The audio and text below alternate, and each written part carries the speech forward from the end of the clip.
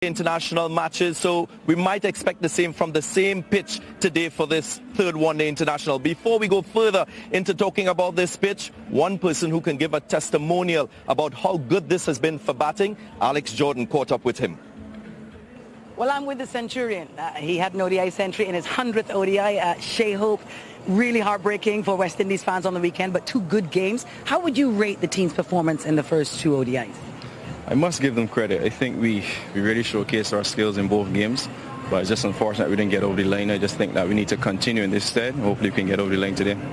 Yeah, speaking of today, what is the mindset? You come in having already lost the series, essentially a dead rubber. What's the mindset in the team coming into this game? I don't think anything can change. We just have to make sure we do the basics right. We keep ticking the boxes that we need to tick, and I guess the better team will win on the day. And are the guys down and out, or are they feeling hopeful? What's the vibe? No, as long as we cross that line, we always have to give our best foot forward, and I think that everyone's in good spirits despite the two losses. But again, as I said before, we played good cricket, and the only thing we can do from now is just go up. So we're looking forward to this game. I hope we can get a win for this one. Shai, your fans around the region and world, we're thrilled to see you get your second ODI century in the region. What's the best messages that have come to you since then? Just the well wishes. I just think that everyone who supported me over the years, I really must say thank you to them. It's been a very tough road, so hopefully these performances can translate into more consistent performances. But yeah, I just want to say thank you for all your support, and hopefully it can continue. I know it's crop over season in Barbados, your country, so I thought people might be too busy to shout you out. Did you hear from Barbados? Yeah, I always do. As I said, the true supporters are always there for me, so I could definitely count on them. Thanks, Shai. Go on. Thank you. A really special effort from Shai Hope in that last one-day international. Samuel Badri, first, tell me what can we expect from this pitch and a little bit about where the focus should be from both teams. Hello, Darren. Hello, everyone. Yesterday, before I get into the pitch, we had torrential rainfall here in Port of Spain. It would have affected preparations. The outfield has stood up quite well so that we can have play here today. There's also a possibility of rain a little bit later on. Looking at the forecast, precipitation might be on the horizon, so we'll keep an eye out for that. The surface itself, couple high-scoring ODIs, over 300 runs, as you mentioned, scored in each of the innings, but it's over 200 overs old now. It's the same strip. So you expect that it might be a little bit tired and play a little bit slower than we've seen before. Dhawan, upon winning the toss, wanted the bat first to make best use of the conditions here. In terms of what we've seen from game 1 to game 2, the West Indies and their power play bowling in particular, they showed some learning. In that first game, they were much fuller, they were looking for swing, and that allowed the Indian batsmen to score a little bit freely. They scored 73 runs in the first 10. However, in the second power play, they adjusted that length quite significantly, and that had a significant impact in terms of the scoring rate of the Indians in game 2. Only 42 conceded in the second power play, so there is learning. Another area that they will have to learn from is the depth in the back end. The Indians, they had an opportunity, and what they did, they bowled much fuller lengths to the West Indian batsmen in restricting them from chasing that total. The West Indians, when it was their turn to defend, they were much shorter, a little more erratic in terms of their lines and lengths. And it might be because of the skill set, Darren. They might be more proficient at bowling shorter lengths as compared to Siraj, who is more confident bowling those fuller deliveries. So they've had a shot at both chasing and defending. They've shown some learning, but it is a continuous growth for both these teams, both young teams. So all in all, I expect another high-scoring game, but I don't anticipate over 300. Yes, solid points by Samuel Badri. I also think the greater focus will be on that last power play with the ball. Both teams, they've struggled a bit to find consistency. India in match number 1 conceded 86 and match number 2 93 runs, so that's a high scoring area. Their bowlers shifted their strategy. They were full in that first one-day international, then they went short, but they didn't quite get the result that they wanted. So bowlers will have to come up with different plans. Maybe captains use different bowlers at that stage of the innings, but it's a critical part of the game that both teams will have to focus on. Talking about critical, one person who was critical in that last one-day international for India, no, it was not only Axar Patel to finish the game off. Sanju Samson played a fine innings as well, and that was his maiden half-century in one-day internationals. We heard from him a little bit earlier today. Well, I'm with Sanju Samson now. Sanju, welcome to the Caribbean. Is it your first time in Trinidad, and how have you been enjoying the culture and the place? Yeah, it's my first time here in Trinidad. I think I've been really lucky to be here. I think really enjoying the vibe, really enjoying the people. I think the culture here, I think it's really fantastic, the music. And I think it makes even sweeter to come here and play in this beautiful venue actually. So really enjoying the culture here, yeah. Well, you've been enjoying it and you've been impactful. Let's talk about that diving stop that changed the game. In retrospect, we know it changed the game. Were you thinking at the moment, that's it?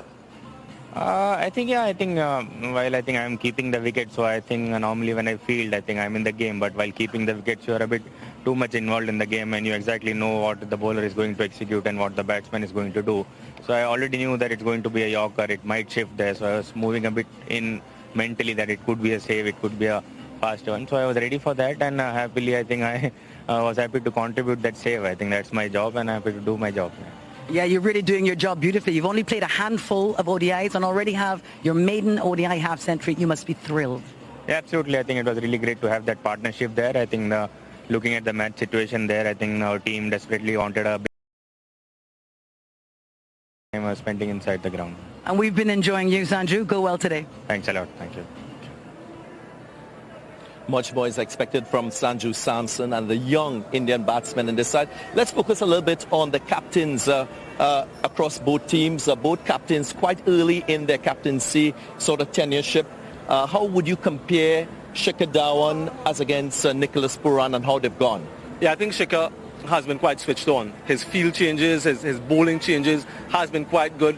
And when you have that sort of experience in one-day international cricket, as he does, even not as captain, but even in teams where he's played under experienced captains, he understands what is required at the different phase of the game compared to Nicholas Pooran, very young, both in terms of captaincy and international cricket at the one-day international level.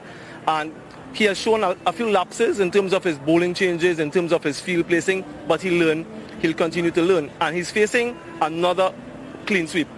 Lost 3-0 against Pakistan, lost 3-0 against Bangladesh, and a real possibility of losing 3-0 here. And for all of the good performances that they've shown, they need to convert that into wins. A lot of people think all of that is good, yes, but wins, W's, most important. They need to find a way to win a game. Well, Nicholas Pooran will know that the last time the West Indies won a one-day international against India here at the Queen's Park Oval was way back in 2006. He will want to change that record and really focus on getting things right. But for now, we're going to get ourselves ready for this third and final one-day international. Back with live action after the break.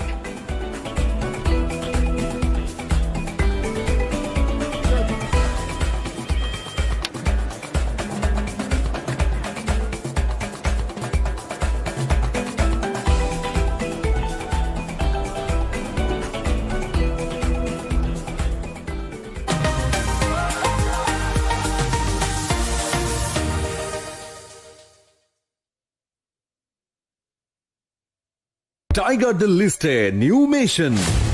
Southeast Africa, Team Zimbabwe.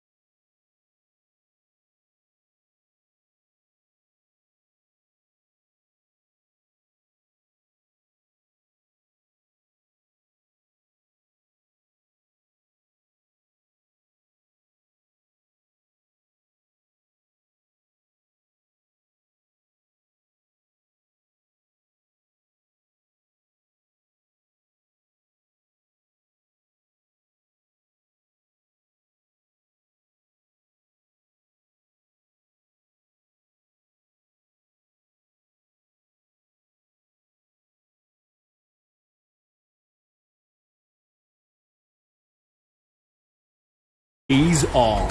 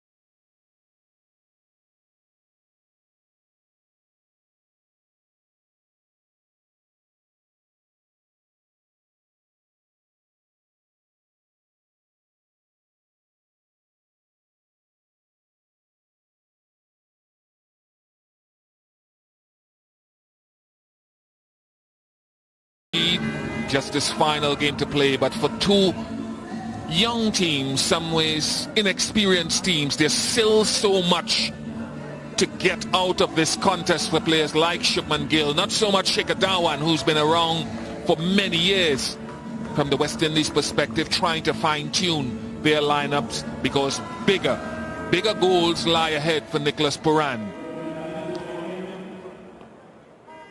The weather is fine at the moment. Jason Holder's back. Great to see the outstanding all-rounder.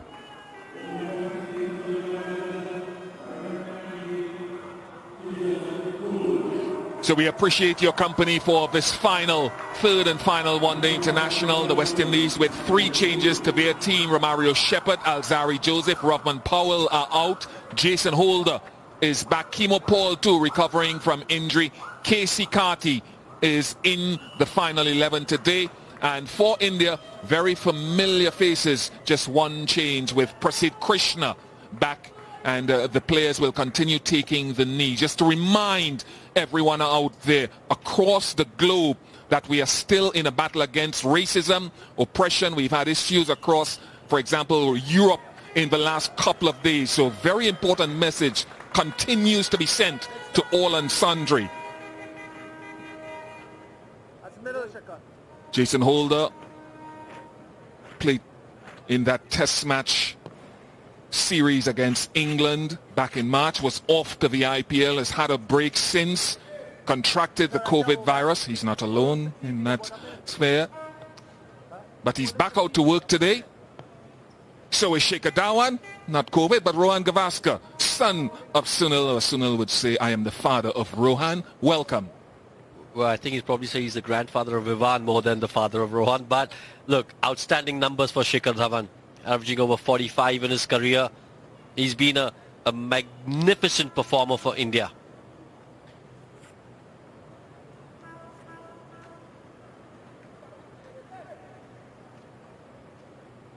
So good that Jason is recovered from that dreaded virus. It's afflicted so many of us, myself included. It's nothing to smirk at. So I hope that his fitness levels, he practiced yesterday, trained yesterday, are back up to as high as it can be given the small duration since he's come out of quarantine. He'll add some know-how, some knowledge, being a former captain and very experienced. 5 wickets in ODIs here at the Queen's Park Oval. Well, I think it's key what you said there, Bish. He'll add some know-how and experience. And I think that's what this team needs right now. This West Indies team needs a little bit of know-how and experience. On the mark to start with, can he find some swing? Usually, if there is swing available, he'll take the ball from off to leg to Shikhar Dhawan, or attempt to do that. Yeah, try to get it in. Try and get to see if he can wrap Shikhar Dhawan on the pads as he tries to play across. That'll be the game plan initially. There is a slip in play. Pretty orthodox field at the moment. There's that little bit of shapes. It's only a little bit. And usually on this track it doesn't last very long. Short point. Well, and Shikhar was looking compact over there, pat and pat, close to each other, covered the shape really well. Find that gap between two very tight fielders at point. Short point. First boundary to India. Well, and he made it look so easy. Didn't try to hit it too hard. That just is like finding a needle in a haystack to find that gap between two very tight fielders at point. Going to be 4. First boundary to India. I noticed a difference. Well, and he made it look so easy. Didn't try to hit it too hard. The previous one that swung it. Just caressed it through the covers. Deliberately trying to go across. It's a quick outfielder one.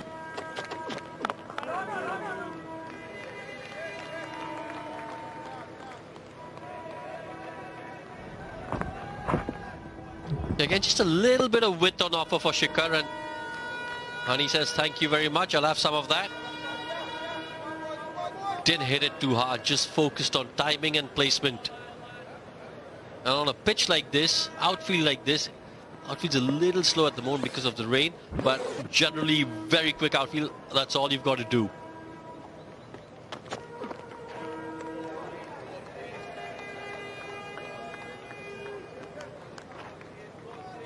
Still much to play for these two teams. The West Indies looking to, yes, in a priority, you want to win to build confidence, but they'll be looking to get their 11 set right with that New Zealand One-Day International Series coming up next month, I think, where World Cup Super League points are at stake. India looking to give chances. You touched on it, Rohan.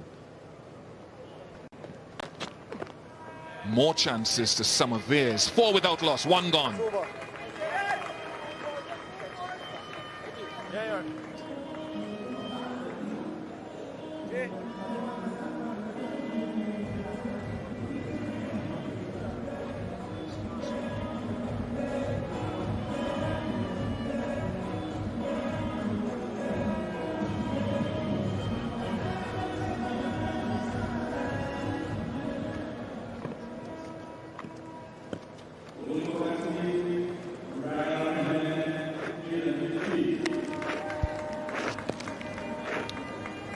Of the first over, Shubman Gill will take strike for the first time in this game. He's got a 50 in this series already, his first 50 in ODI, and I think that's one of the reasons why we haven't seen too many changes. Players like Shubman Gill, first 50, they'll want to capitalize on that, capitalize on the start they've got in this series.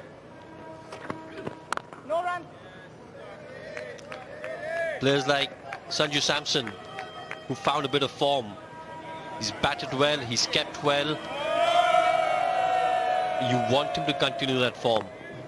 I think Deepak Hooda has been very impressive. As you mentioned a little earlier, Bish hasn't really put in that one solid performance with the bat, but he's been really economical with the ball. He's shown his all-round abilities. He's making a case for himself to be part of that World Cup squad.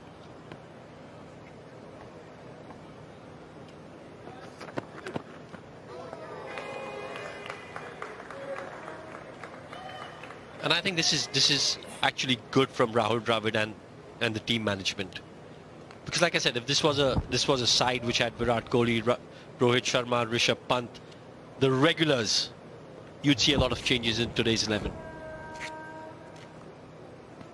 But let's not forget, these are still young players playing for their careers, playing for their future, so you want to give them the best opportunity, give them opportunity when they're in form and doing well. So I think it's a great move. There for the taking, and Shubman Gill says thank you very much, Jaden. Yeah, again, it's that width on offer. Both Shubman Gill and Shikhar Dhawan, really strong square of the wicket. Just taps it on the top of his bounce, does Shubman Gill. Again, such an elegant player.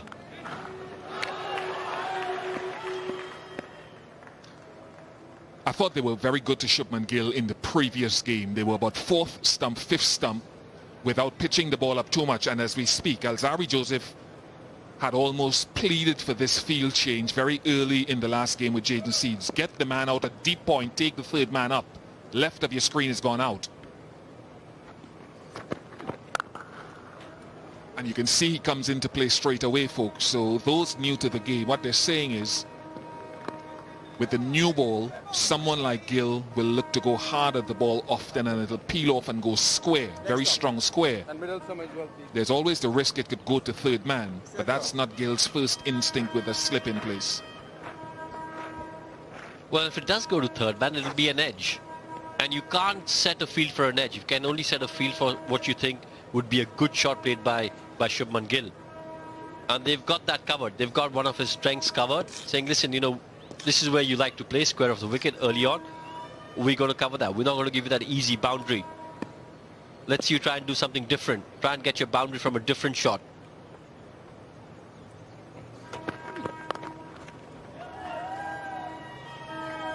Shikhar Dhawan also strong square, but they've gone with an attacking field placement with a short point because he hits it in the ear sometimes.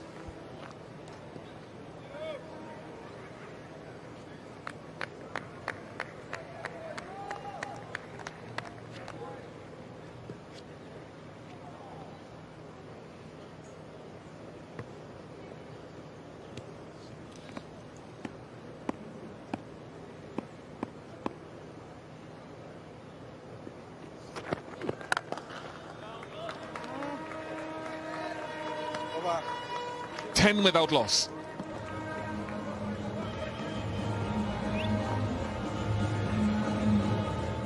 Not much of a crowd here yet at the Queen's Park Oval. And two decent-sized crowds for the first and second ODIs.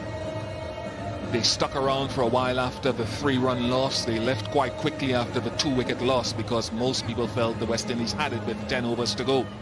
Most of the locals anyway.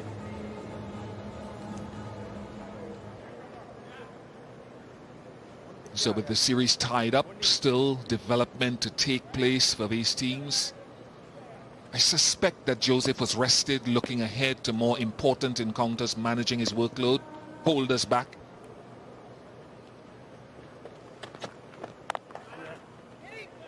Now they've got the deep point for Shikhar Dhawan, and it's one.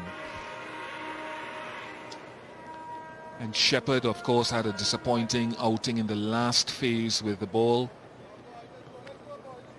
So Kimo Paul's back. Powell hasn't fired with the bat, so they're giving Casey Carty a chance. Keep an eye on Casey Carty's strike rate. There's Kimo Paul. Good to see him fit again after his leg injury in Guyana.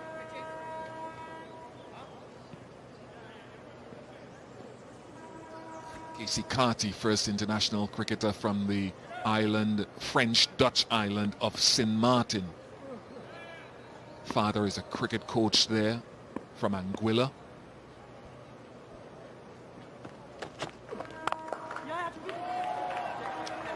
Given with, but that sweeper keeps it to 1. Yeah, I think that's a good feel. Having that sweeper out there for Shubman Gill takes away his boundary shot. And early on when you're in that power play, as an opener, you're thinking, listen, I've got to get those boundaries. I've got to get my team off to a good start. And suddenly you take away one boundary scoring area, puts a little bit of pressure on those openers. So I think that's a good move.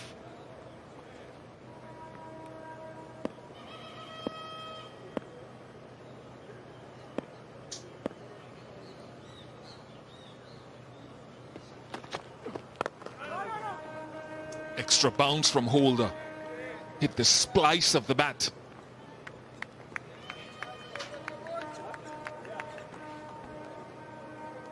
Yeah, it'll be interesting to see if that ball hit its seam as it pitched. Because, yep, on the seam, has that extra little bounce hitting the splice of the bat.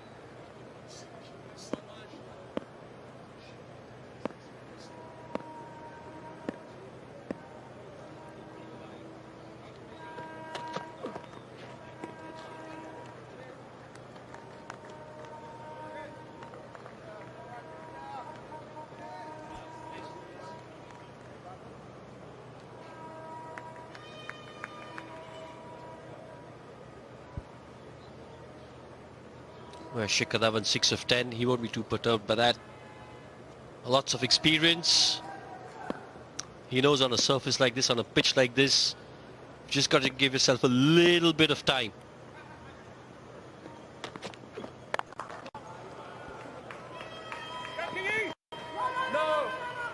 That sweeper saving a boundary there.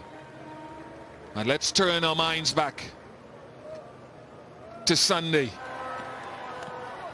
And a fantastic moment for Axar Patel, only perhaps in the 11 because Ravindra Jadeja picked up an injury. A match-winning knock and a bold strike to close it out, to the delight of his team.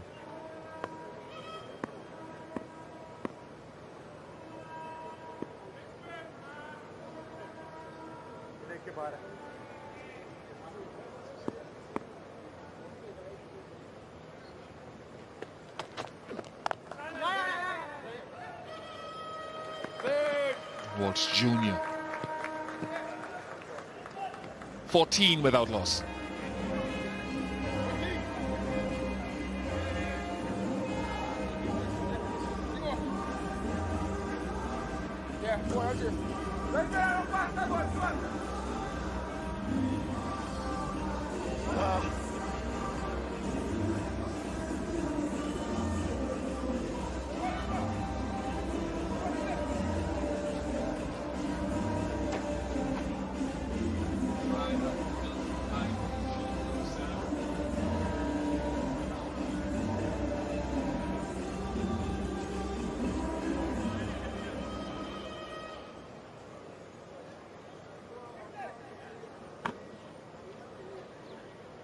There were contrasting first power plays for India across the first two games. They flew out of the blocks in the first game, much more sedate in the second game. 14 without loss after 3 here. West Indies looking for an early breakthrough.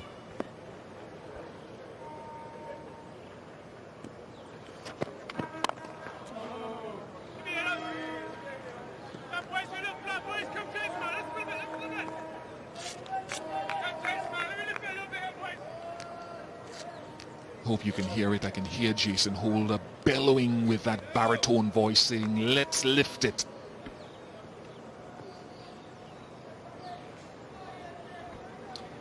Yeah, that's going back to the point that you made about Jason Holder early on.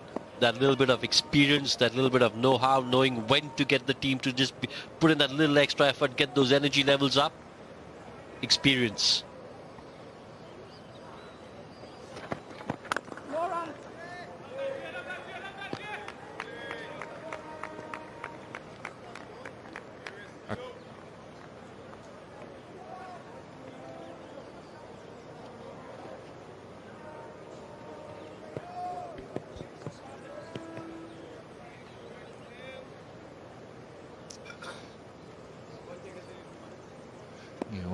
What Seals has done well, and he's bowled well in the 2 previous games, Gill hasn't used his feet down the track yet, is to take away the driving length.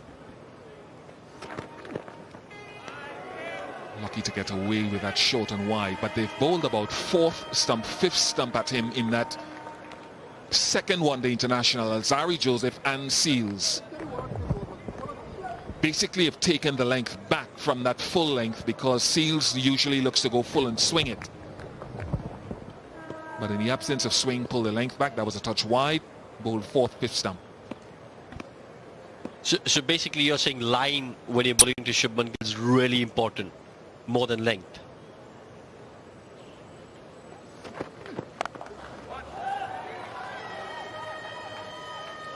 Yeah, if it's swinging, I don't mind them being full at him, but these are not swingy conditions, not for very long. So you've got to be 4th stump, 5th stump, off stump as well to him. But don't give him beyond that outside the off stump. And if it's not swinging, the length is crucial. Don't give him that drive. When you bowl tight into the off stump, you see how many red deliveries, dots you can bowl. But he's a good player. He'll come down the track, he'll walk across his stumps, open up onside, stand leg stump, open up offside.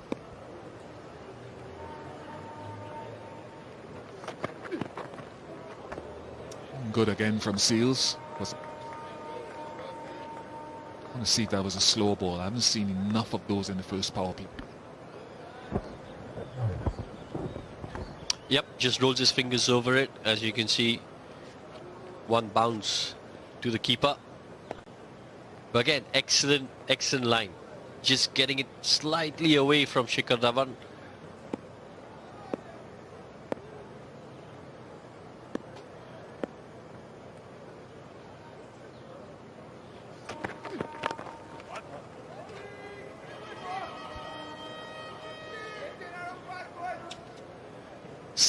Without loss.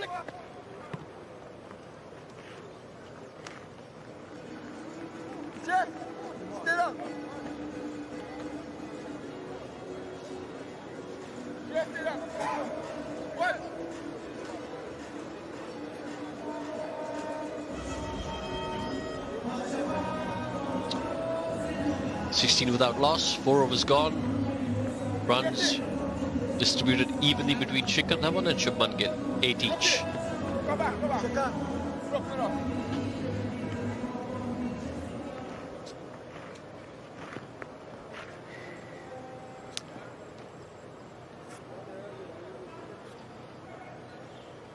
The Keeper Paul being introduced into the attack economy of just over 6, 25 wickets in his ODI career. Shikhar Dhawan on strike. Searching for that initial breakthrough, which would just put India on the back foot a little bit.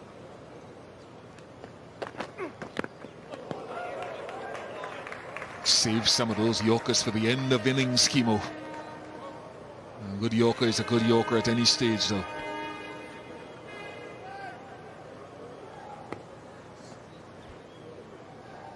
Yeah, nailed it first up, did Kemo Paul with that Yorker.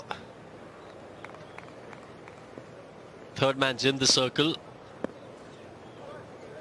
Could be a dangerous ball because if you give width with third man in the circle, Shikhar Dhawan could just guide it into that vacant area. So could be a dangerous ball if you don't get it absolutely right. Yeah, I wonder if he just missed his length rather than going Yorker first up. Look, he had a leg injury in the third ODI against Bangladesh and Ghana. And he's had a hard time with injuries in recent years. I think after he went to New Zealand 2021, he was out of the game for a long time. Worked hard to come back, get his fitness up. Then contracted COVID over the last couple of months. Worked and got past that, then picked up the leg injury in Ghana. So he's been having a difficult time staying on the park. But West Indies need his all-round skill and ability to bowl across phases.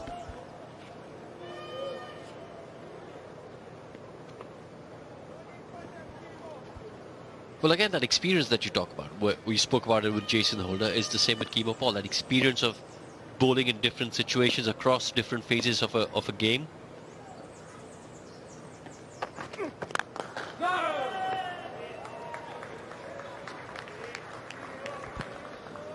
Now, when you think about the changes that the West Indies side have made, what would they give for that kind of experience in the last ODI? When you needed someone to sort of stand up and say, listen, you know, I've been in this position before. I've bowled the final over in a tight crunch situation, in a clutch situation.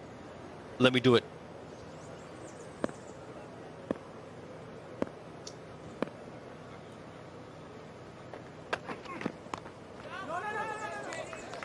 Got away with that. So Dhawan coming, change the length, and I'd go back further. I'd go back to the last game against Bangladesh, where if Kemo Paul perhaps was on the field, Nicholas Pooran, who had to mix and match of specialist bowler short, they might have been able to close that out. It is what it is. But there's so much white ball cricket heading into the New Zealand ODIs. I wonder how he manages himself and manages Joseph and the rest of the team. A plethora of T20s to come before then. That ODI New Zealand series, vitally important.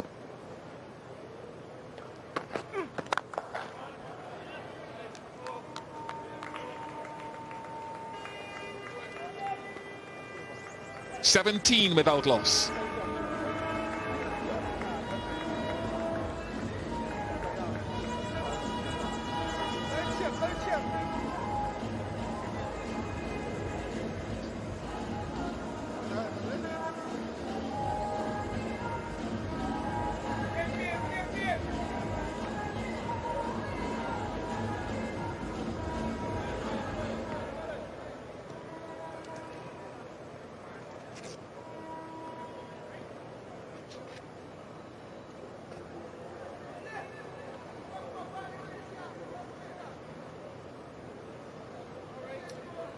Decent start with the ball for the West Indies. They were very good, I thought, from maybe 25 to 40 overs last game. Fell away in that last 10 overs where India got 100.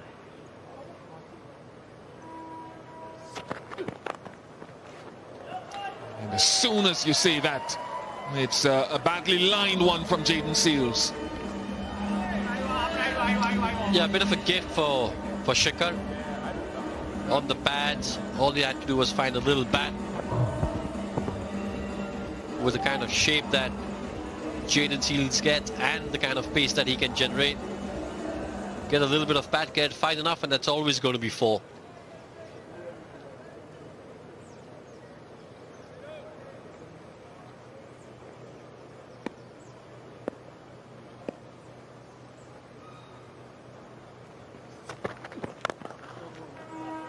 Ron, I want to say welcome to you once again. I know this is your first time working here at the Queen's Park Oval, a ground that your dad, the great Sunil Gavaskar, celebrated his 73rd birthday a couple of weeks ago. So belated happy birthday again, Sonny. Over 700 runs, 793 runs in Test cricket for your father here at 99. How do you feel? Didn't get 100 average, did he? 99. What's that about?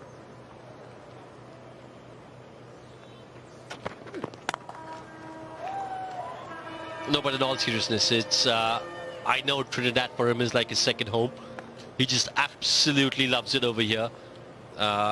Look, you know, the kind of welcome that I've got just being his son over here in Trinidad has been phenomenal. Everyone sort of, you know, coming up and just saying hello and little stories about dad, like, oh, you know, I met your dad there and he gave me a cap. I met your dad there, he gave me this. It's just heartwarming, really, to be here. It's a privilege, it's an honor to be part of this broadcast, and really grateful.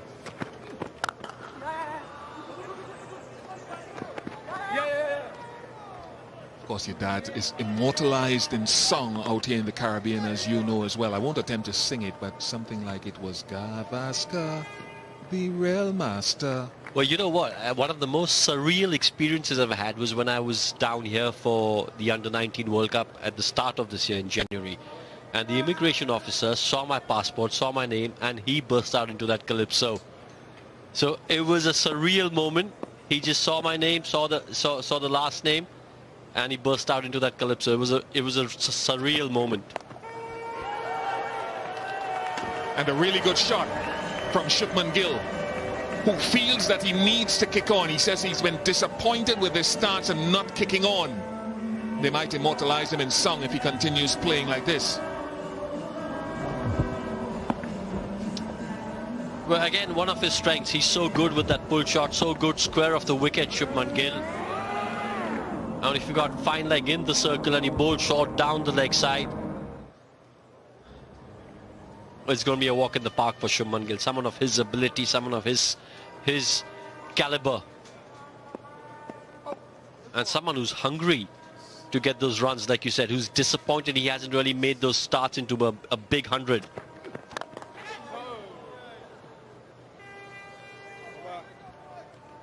.28 without loss.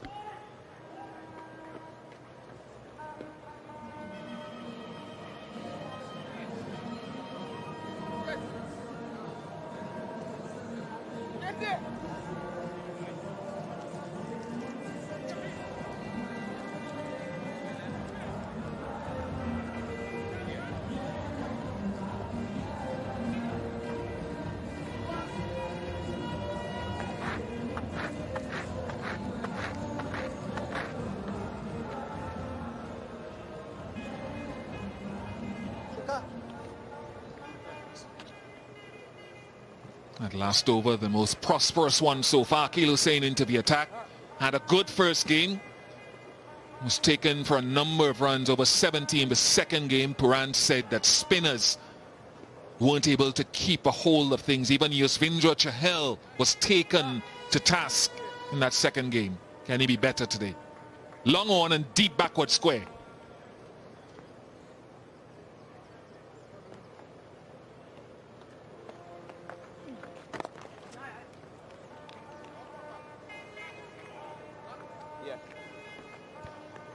Slightly flatter trajectory to start off with.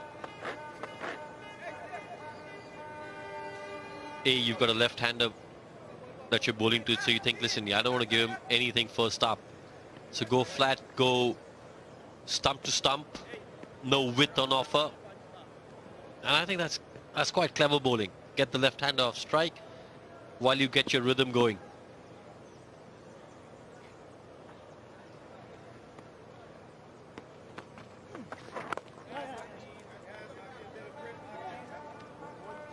Everyone, same pitch on which the previous two games were played. So the big side of the ground as Shikhar Dhawan lines up his leg side. I thought Mohammad Siraj was excellent in the way he used the big side of the ground with his Yorkers in the two games.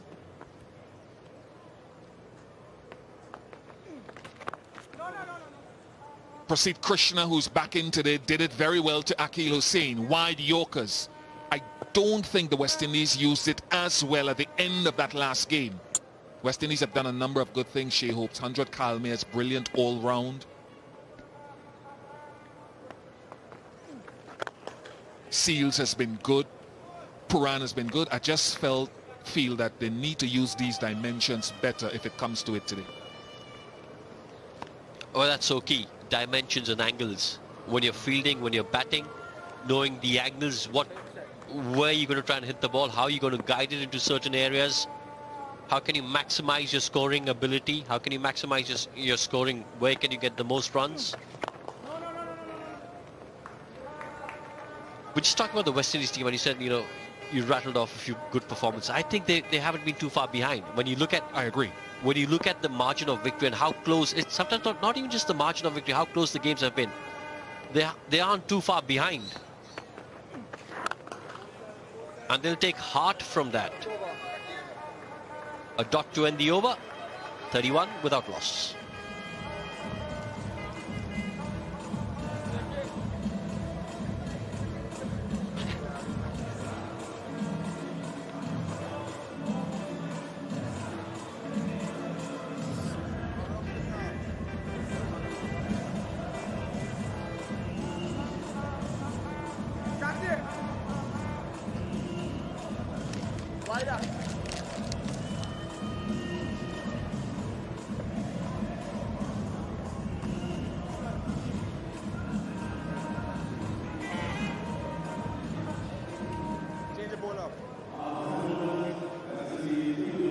Paul back in. And Ron, just to continue that story, and I think we'll add more about India. If you get Alzarri Joseph firing, Kimo Paul, if you get Kimo Paul firing, Gudakesh Moti I think he's fractured his finger, so he takes no further part in the series. But if he's fit, Akil bowling well, Jason Holder fit, Shimron Hetmeyer's passed his fitness test, so he will be available, I think, for the one-day games. The T20 games, I think. Don't want to talk out of turn. I think things can look as though they're shaping up. I know West Indian fans are disappointed, but I'm seeing a few nice green shoots. Oh, without doubt. And I think you've got to be a little bit patient with this team. Clearly there's ability there. And with that little bit of experience coming in, you'll see that ability flourish.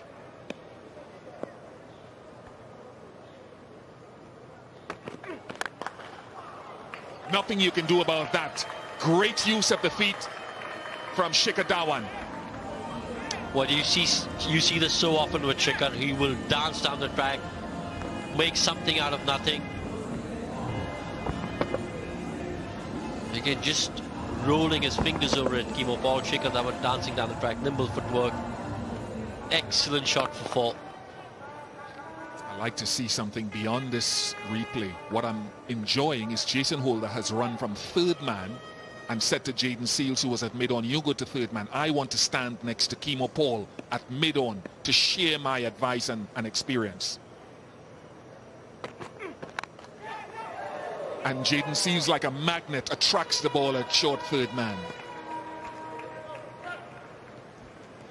Well, I want to go back to something that you said, Bish. You said the New Zealand ODI series is extremely, extremely important. Now, if you're part of the West Indies team management, do you look at, because I think any victory is a plus at the moment. So do you look at this game and say, listen, we've been so close to beating India. Do we play our full strength side, get that victory under our belt? Or do you think, listen, New Zealand, let's rest Alzarri Joseph for New Zealand and maybe try and win a series? Or do you look at, you know what I'm saying? Do you look at a series win, or do you look at any individual victory at this stage and at this point of where West Indies cricket are? Superb question. I should expect nothing less from a Gavaskar. It's a tough one, because winning and getting confidence is very important. Very important.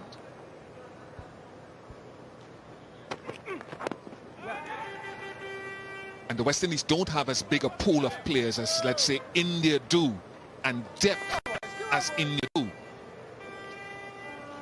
So the World Cup Super League points, what is your list of priorities? Alzarri Joseph, you have to be careful managing his workload. He'll be an all-format player.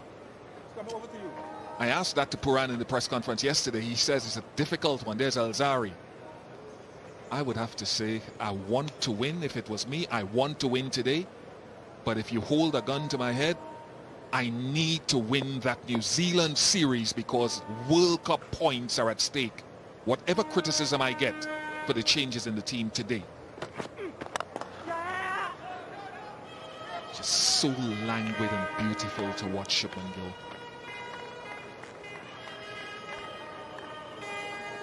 And I think you're absolutely right. You've got to look at the big picture, and the big picture at the moment is making sure you get enough World Cup points. You qualify for the World Cup. By that time, you're hoping that these players have got more experience, and suddenly we know what West Indies can do in big ICC tournaments. We've seen that. We've been there.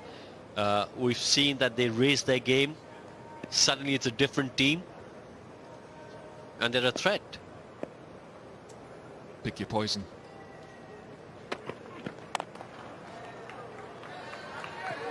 Six off the over, 37 without loss.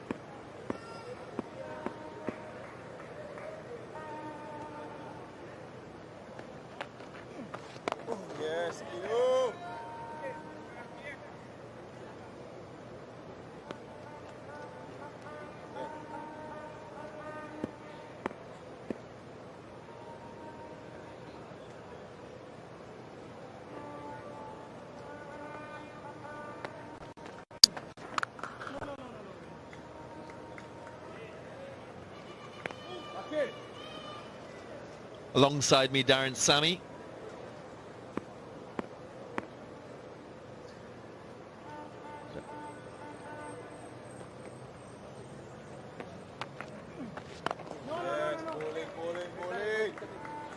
Run rate of 4.4 achieved.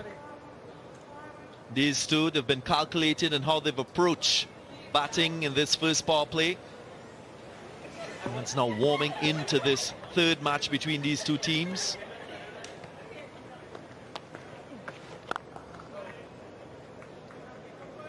Darren Sammy alongside me. Good morning to you, Darren Sammy. I'm sure you've enjoyed the elegance shown by Shubman Gill so far. Good morning, Darren. 2 Ds in the place. Yeah, but seen a different approach from Captain Nicholas Pooran in this power play. Just rotating his bowlers, not letting the Indian batters settle on one particular bowler.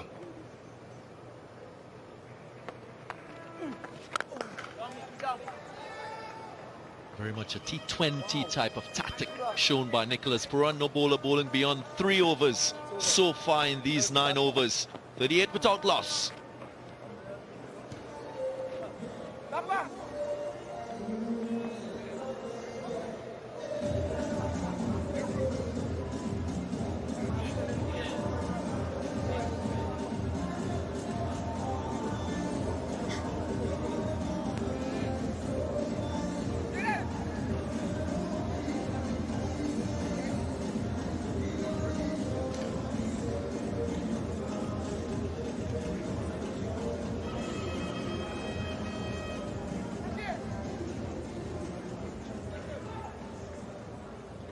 Bringing in the changes, Nicholas Pooran.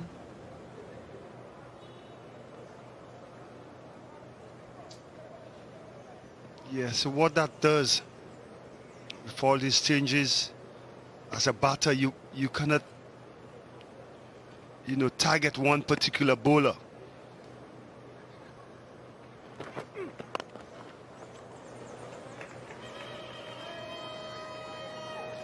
Once you face a couple deliveries, and you assessing the wicket and you judging the length and seeing what length the bowler is operating, and you make up your mind maybe next over, you know, I'm going to target this bowler. You now have to reassess because the bowling changes is made. And so far, it's kept them reasonably quiet, just operating at 4 runs per over. But as we saw in the chase last match, West Indies bowled really well up front. But the ability to accumulate in the back end, India showed that.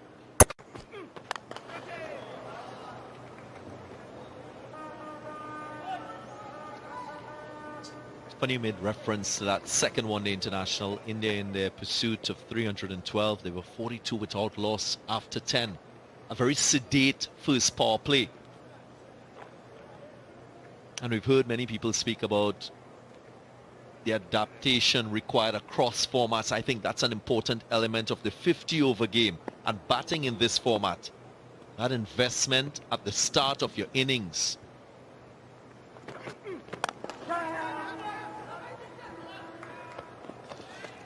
I take it that players will have different approaches, but when you talk about batsmanship in this ODI format, there needs to be a little more time at the start of your innings to give yourself a better chance of getting a start to your innings, and then the quality players, they're able to carry on.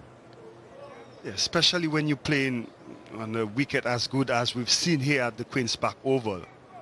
You know, up front, the new ball poses a threat. And if you could just see it off, it means that the batsmen are kind of accustomed to the pitch. And you know, they always say with a set batter in hand, anything is possible on a good wicket.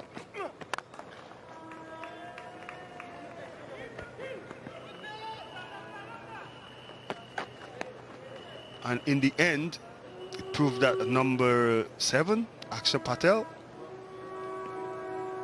could come in and play freely and score 100 runs in the last 10 overs of the match to win with a couple balls to spare. When you know you got the caliber of players to come who could score quickly,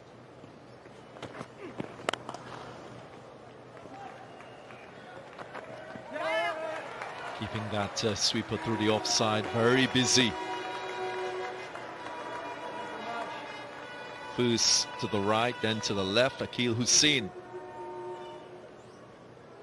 carrying some workload out in the outfield.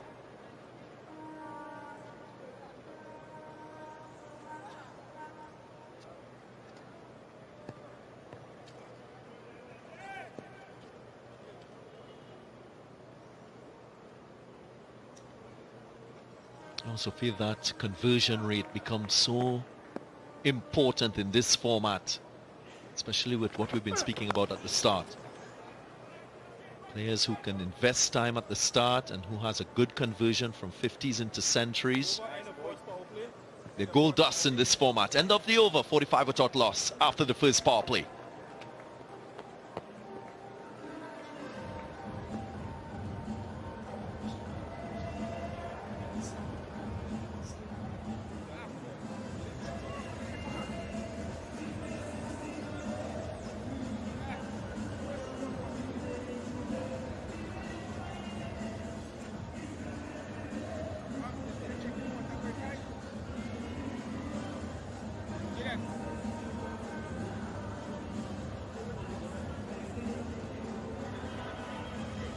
Shikhar Dhawan, the most experienced player in this India 11 today and in this squad for the ODIs. Beyond him, no player has in excess of 2 ODI centuries or 2 ODI 50s. That's the inexperience in this Indian side. Both these laying a good platform for bigger things to come. Assessing, but also having that heightened awareness to pounce on anything loose or overpitched.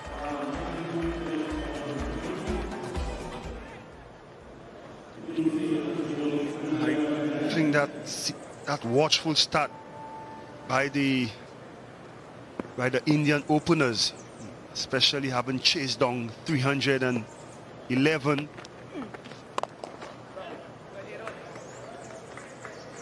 They will know that once they bat through 50 overs, they stand a really good chance of putting a big total on the board and put West Indies under pressure. What's big, 350? Well, in the first game, they were on course for 350, but West Indies pulled it back a bit.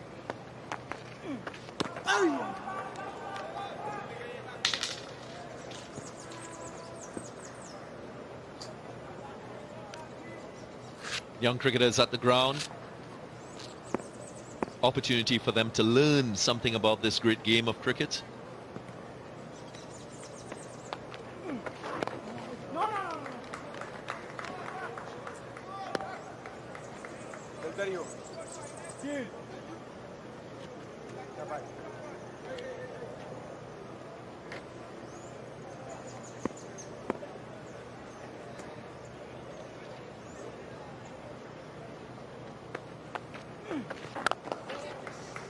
Of course, India not changing a lot in terms of their personnel for this third and final one-day international. And again, confirmation that many of these players like Shubman Gill, Shreyas Iyer, Sanju Samson, still in their early days in one-day cricket. So opportunities for them to further develop and to establish themselves in this format. Again, an indication as to how competitive the landscape is in India and the abundance of talent.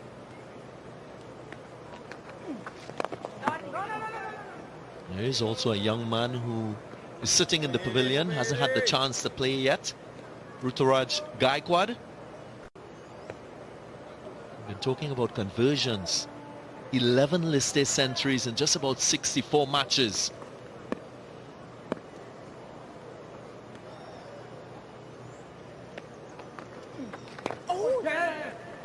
We'll talk about that in the next over. Depth also being shown in this Indian squad on tour for the ODIs. 47 without loss.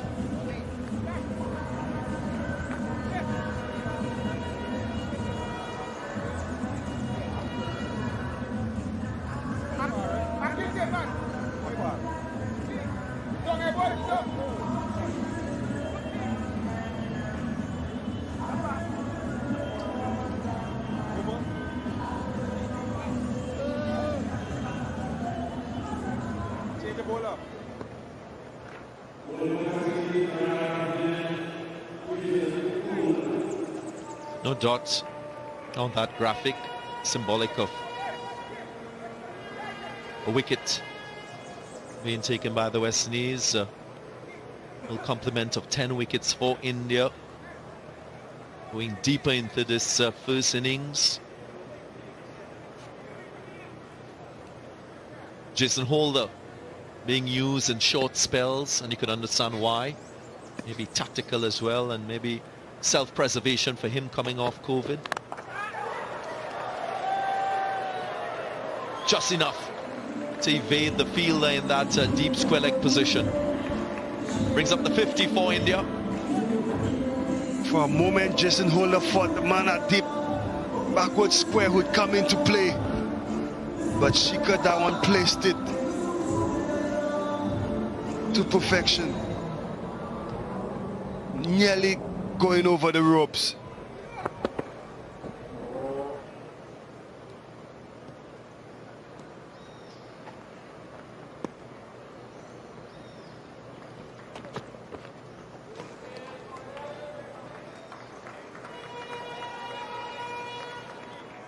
And Darren Sammy, you know so well that it's important for players to develop the right habits at the lower levels as they approach the international level. I spoke about Ruturaj Gaikwad and his 11 listed centuries and his ability to convert, what, a century every 5.5 innings?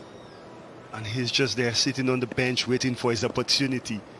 And that's why when these Indian batters come into international cricket, they look like they're ready for the game. Finds the gap.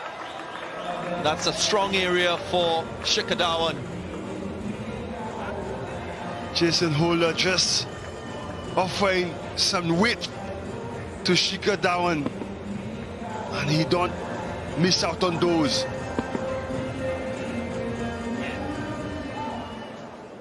Placed it to perfection.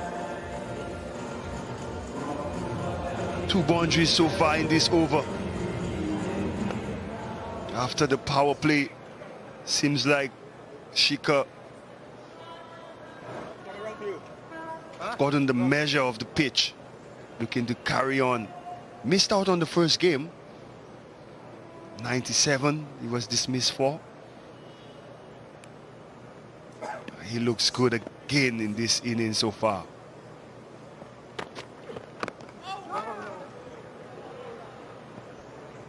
But just to elaborate on Gaikwad, when you have a player like this in your squad, it makes competition. It creates competition in the squad. That's why you see India don't make any changes, because you cannot give someone waiting. Gaikwad, he's to the left of screen, bottom left.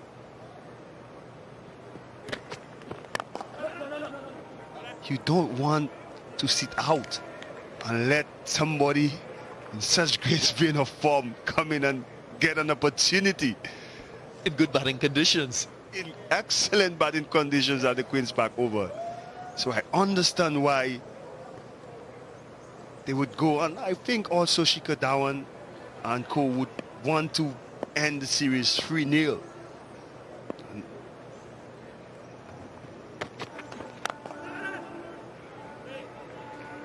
You want to be ruthless. Shikhar Dhawan, early days in his captaincy tenure, 12 overs gone, 55 without loss.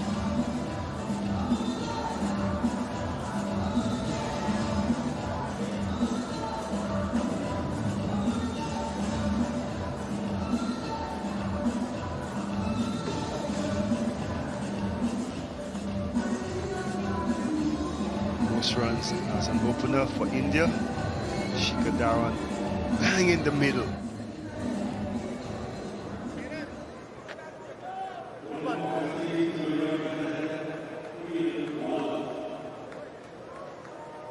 India's captain Shikhar Dhawan, 5th on that list of leading run scorers in ODIs for Indian openers. Did mention in a previous stint that he had to be in the shadow of Sachin Tendulkar, Virendra Sehwag, even Gautam Gambhir for a part of his career. A magnificent record despite that. Ian Walsh Jr. for the first time.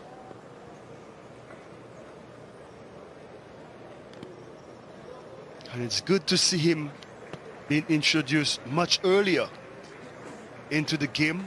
I think Pooran waited a touch too late in the last ODI, and once he did not start off well, it was hard to bring him back into the game.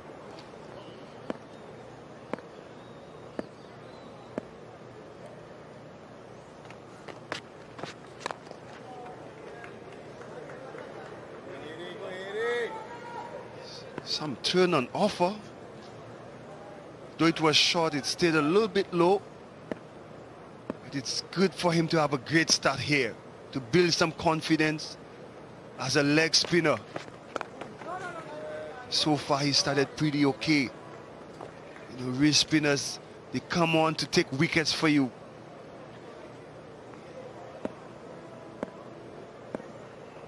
West Indies ODI team needs Hayden Walsh to be performing and firing.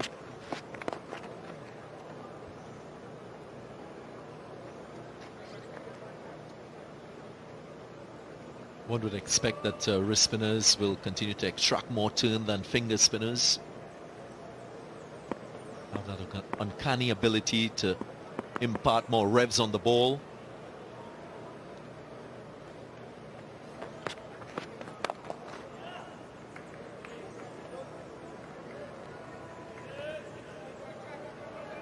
I'd like to see Nicholas Pooran communicate a little bit more with the likes of Hayden Walsh Jr., direct them a little bit more as the game is unfolding. That alignment so crucial between bowler and captain. Good first over, 57 without loss.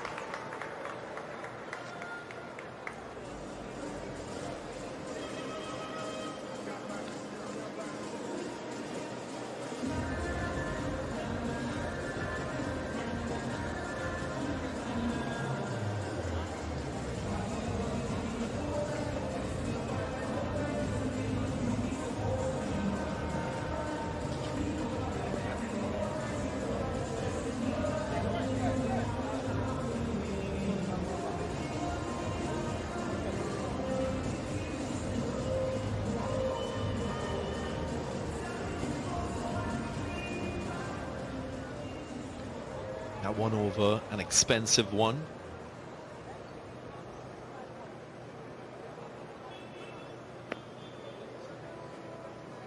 Jaden Seals conceding 11. That tall skyscraper on the graphic.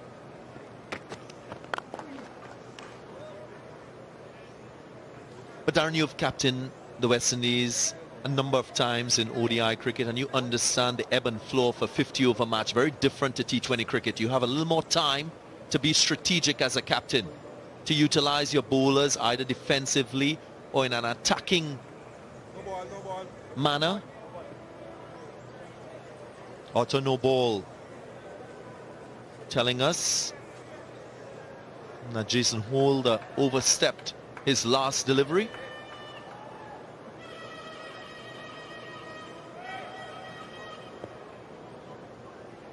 Oh, Jason. Don't want to give a free hit to Shubman.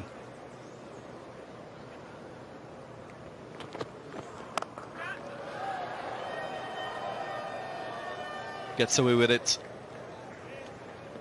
Yeah, but you're absolutely right, Darren. In the T20 game, everything is fast.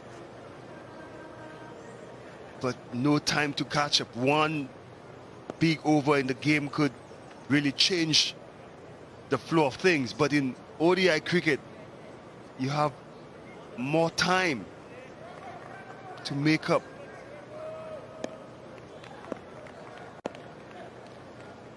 And it's important that you speak to your bowlers, especially Hayden Walsh. You said it last over, you'd love to see Nicholas Pooran talking to him. He looks like a bowler who's shot on confidence. And if you could build that, you know, talking to him, you have maybe change of angles, let him settle in, you know, give him that confidence. So even if he gets hit for a 6, it's not like his shoulders ready to drop. He's coming back with that confidence as Jason Holder drops the mid on to long on.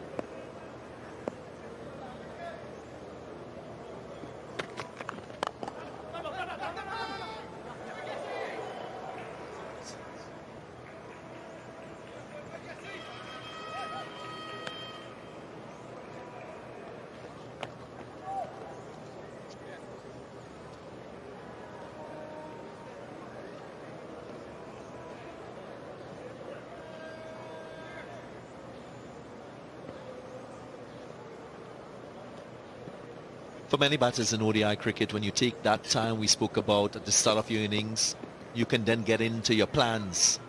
How you're going to attack certain bowlers. What approach will work in the circumstances. You normally see that from the very best of players.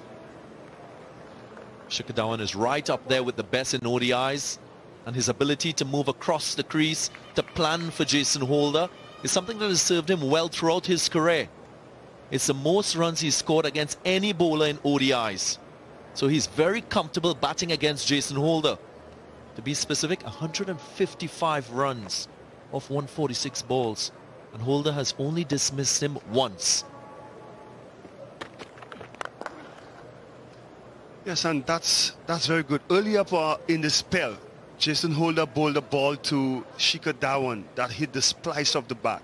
So as you could see, He's using the crease and giving himself as much length backward, and because of the extra bounce Jason Holder gets, he's able to ride that bounce from being further back at the crease. And as you saw, he almost similar deliveries, but he played two different shots. And after playing off the back foot, he knows that Holder will get a little bit fuller, and he's moving and advancing. 14 gone, 63 without loss.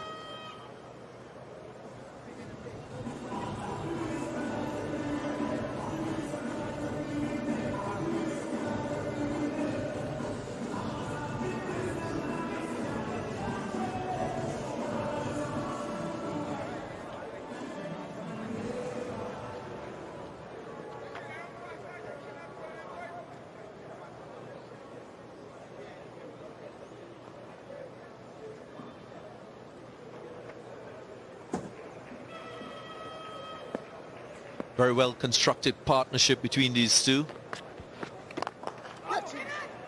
If you're a young cricketer looking on, batsmanship unfolding before your eyes, both from Shikhar Dhawan in terms of the technical aspects of the game and strategy against certain bowlers, and the elegance of Shubman Gill. His all-round game showing that he can score 360 degrees.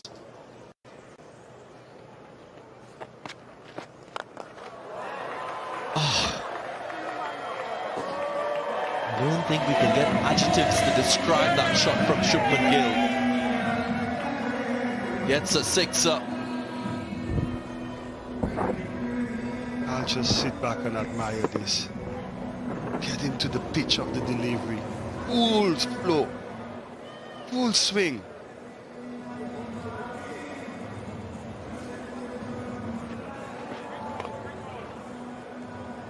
Six from the moment it left the bat.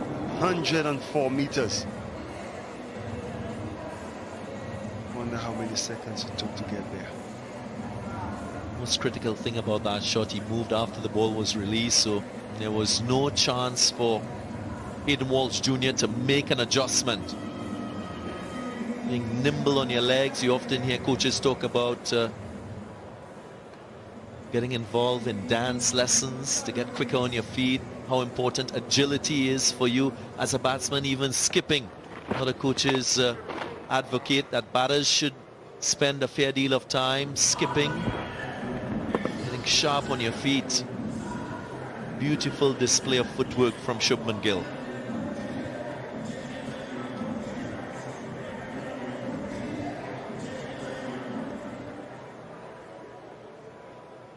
Gill averages 53 against spin in T20s.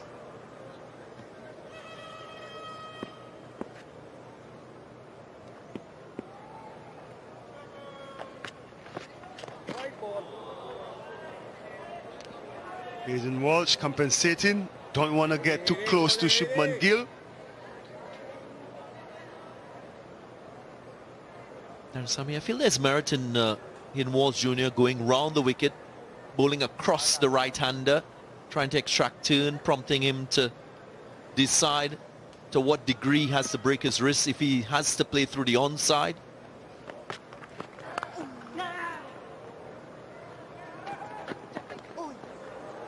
And if you could see, there's also element of rough on the foot marks of the other bowlers from the other end. Only thing, it will take out the LBW into play, but it's a method you could use to contain any turn on offer. As you could see the foot marks, that could cause a leading edge instead of just staying one angle. Deft touch. That's another side to his game. Shikhar Dhawan is not only about that high back lift and flaying off the blade. He's got soft skills. But she just manipulating Hayden Walsh and how and where he wants the ball to come exactly. He started outside the leg stump. Hayden Walsh followed. He just came inside the line of the ball and just paddling it down for 4.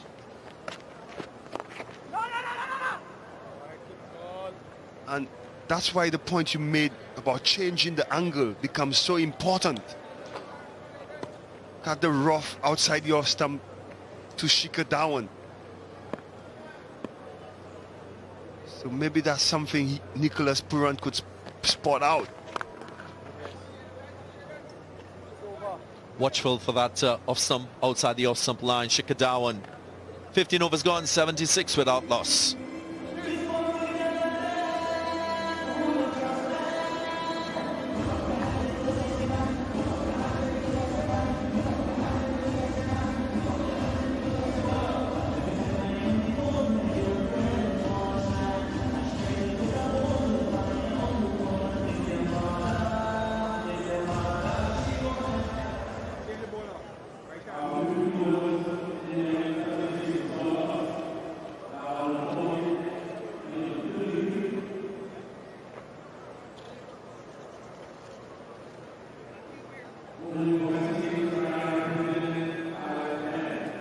Five bowlers used so far by the West Indies and Nicholas Pooran. And they'll be using a sixth. Kyle Mayers introduced into the attack. Bowled that final over in the second one-day international.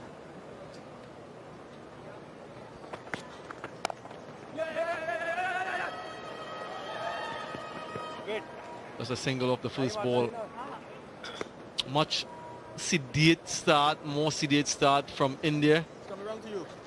15 overs gone, registering just 76. Very watchful and cautious. And as you'd expect, this pitch, having experienced 200 overs, will be a lot slower this time around. So that 300-run mark might be a little bit challenging. But this base, this platform that's being laid, you never do know.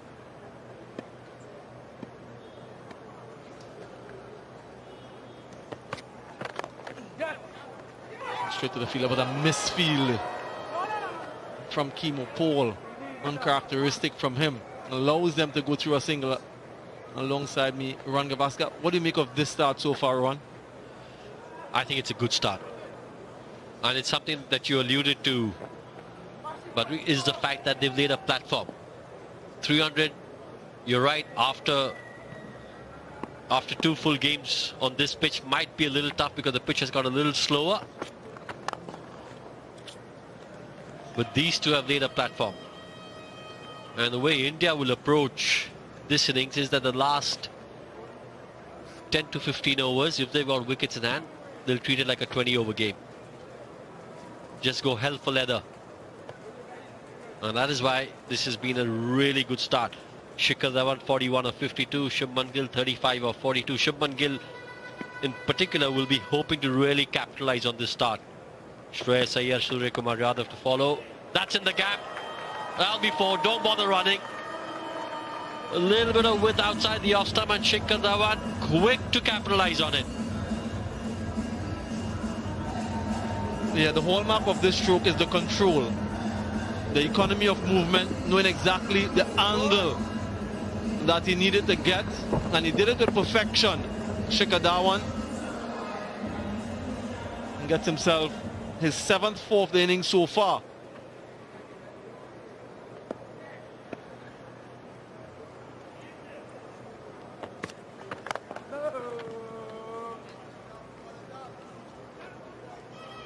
The first dot in the over so far. I guess the only bit of concern for some of these guys, Rohan, is the fact that they haven't gone on, like you just alluded to capitalize on the starts that they've made. They haven't converted those half centuries into centuries.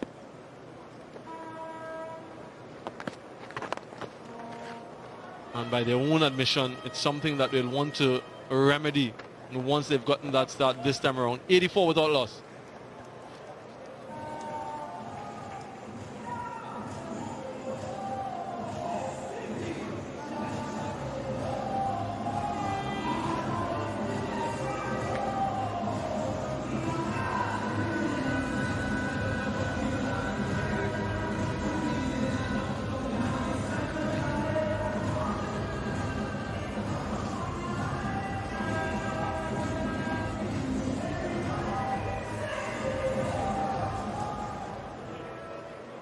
projections there for India. Walsh to continue. Very expensive second over from him, conceded some 13 runs, the most expensive of the innings so far. But it's nice to see that Nicholas Pooran is continuing with him. Give him that confidence and give him the opportunity to express himself. He's a wrist spinner. He'll go for runs, but he's likely to get you wicket. That's what he'll be hoping. They need a wicket. They need to break this partnership. Well, again, just playing off that, I think Nicholas Pooran has been really impressive in his captaincy. In terms of trying to lead by example, trying to give his players the kind of confidence they require. I think he's been top-notch. It's something we've spoken about.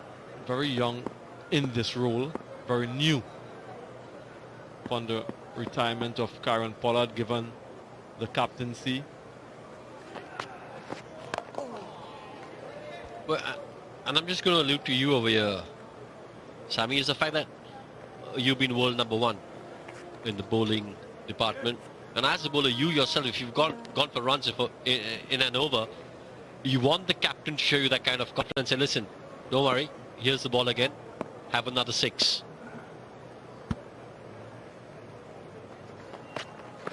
Yeah, absolutely. And then when you back it up with this sort of over that he is backing it up with, again, that will boost that confidence. He hasn't played much cricket of late, Hayden Walsh Jr., and only came into this setup after the injury to Gudakesh Moti. Excellent delivery, that googly to the left-handed Dhawan. Should be looking to bowl some more of those, but again, it's a confidence issue.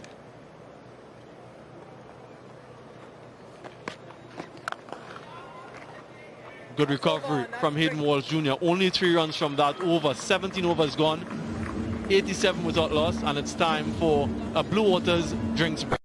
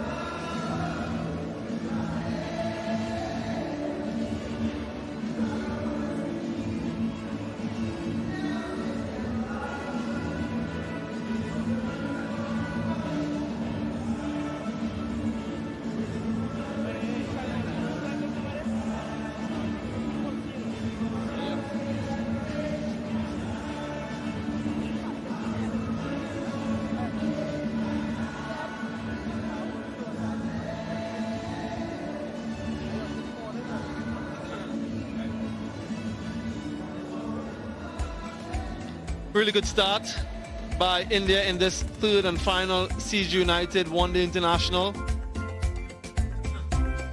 here in Trinidad and Tobago, the Twin Island Republic.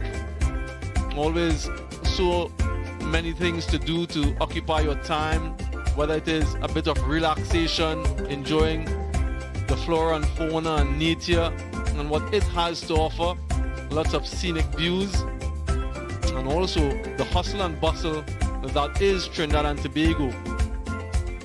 So whatever everything fits or suits your palate, it's a wonderful and enjoyable place to visit.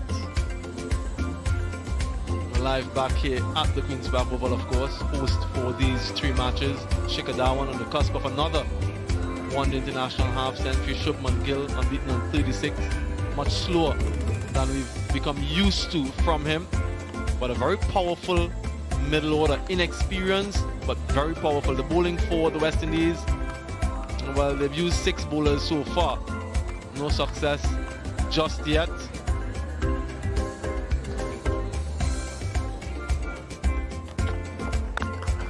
Highlights of the innings so far, and some pleasing strokes, Rohan Gavaskar. Yeah, they've taken the time, but we've seen some really attractive shots all around the wicket. A nimble footwork from captain Shikhar Dhawan, dancing down the track to the medium pacer as well.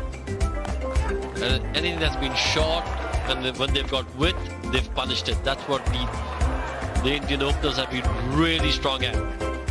Width outside the off stump, whether it's off the spinner or the fast bowler, they've made sure they've got maximum for it.